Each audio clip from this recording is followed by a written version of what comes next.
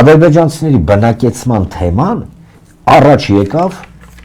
20 թվականից հետո։ Այո։ Հետո մարեց։ Անմիջապես Արցախի հայաթափումից հետո, 2 օր հետո միանգամից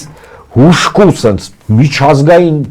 հարթակներով, то չգիտեմ ինչով, հա,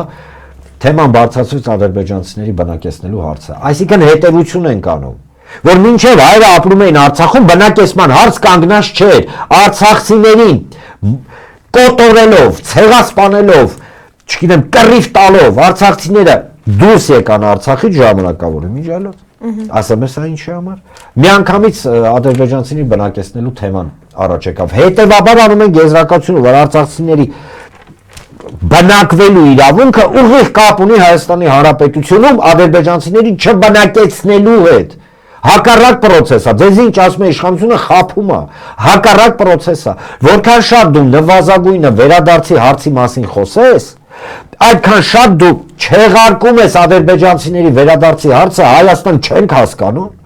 ամենից լրիվ դեբիլի տեղ են դրել սրանք։ Ժողովուրդ, հակառակ process է։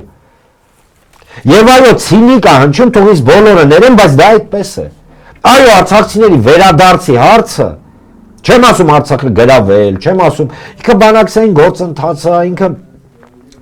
բայց ինքը այն պատնեշն է, որը թույլ չի տալու, որ սրանք թեմա բարձրացնեն, որ գան Հայաստան, որովհետև հենց Արցախը հայաթափվեց միանգամից բնակեցնելու խնդիրը Հայաստանում կանգնեց։ Մենք չենք կարող մեկը գումարած մեկ հասկանանք, որ 2 է ի վերջո։ Իսկ որ իրանք հակառակն են պնդում, ստեղել են խափում,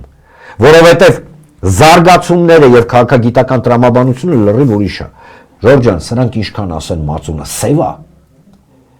ճղեն իրանց, ասեն ժողովուրդ դուք պետք է ընդունեք, որ մածունը սև է, թե չէ թուրքը պատերազմ է սկսում եւ այլն։ Մածունը միևնույն է, սպիտակ է, այդի միշտ հիշեք։